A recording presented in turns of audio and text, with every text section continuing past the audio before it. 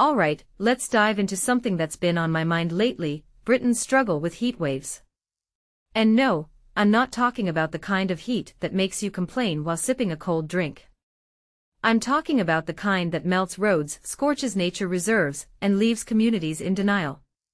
Personally, I think what makes this really interesting is how unprepared we are, despite knowing this was coming. It's like we've been handed a script for a disaster movie, and decided to ignore the plot twists. Here's the thing, Britain isn't built for heat. I mean, our roads literally melt when temperatures hit 30 degrees. Councils are out there with gritting machines, trying to patch things up, but it's like putting a band-aid on a bullet wound. From my perspective, this isn't just about infrastructure, it's about mindset. We're a nation that chases the sun on holiday, but when it comes knocking on our doorstep, we're caught off guard. One thing that immediately stands out is how this heat isn't just uncomfortable, it's deadly. Nearly 3,000 heat-related deaths so far. That's not a statistic, that's a wake-up call. What many people don't realize is that this isn't just about the temperature.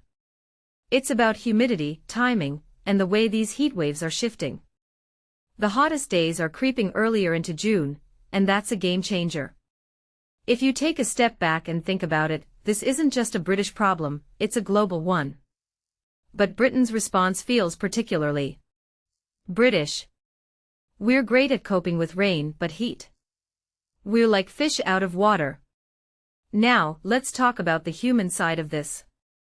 I've spent years studying how communities recover from disasters, and here's what I've learned: they don't. They adapt. They find ways to live alongside the threat. A detail I find fascinating is how some communities, like the one in Tolbar, have already accepted that climate change is irreversible. They're not waiting for help, they're preparing for the worst.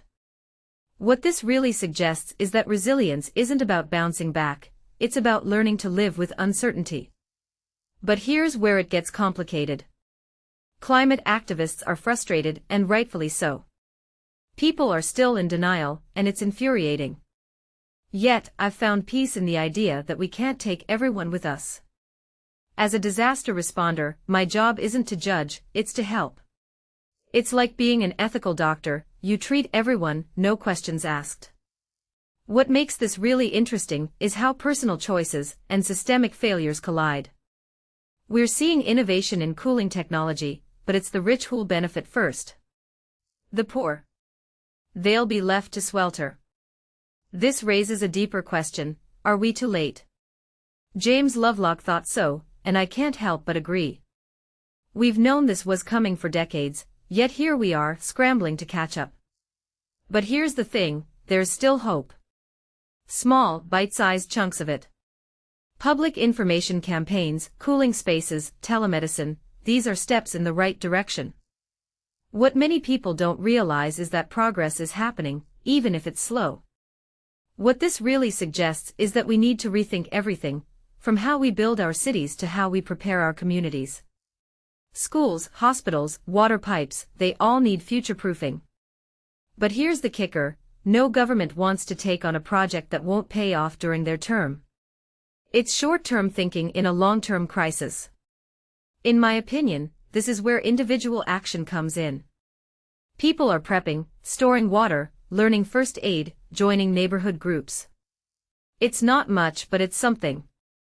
So, where does this leave us? Personally, I think the biggest takeaway is this: we're not just fighting heat waves, we're fighting our own denial.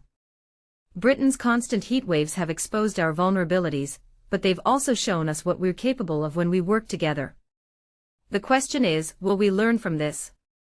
Or will we keep patching up melting roads and calling it a day? What do you think? Let me know in the comments, I'd love to hear your thoughts.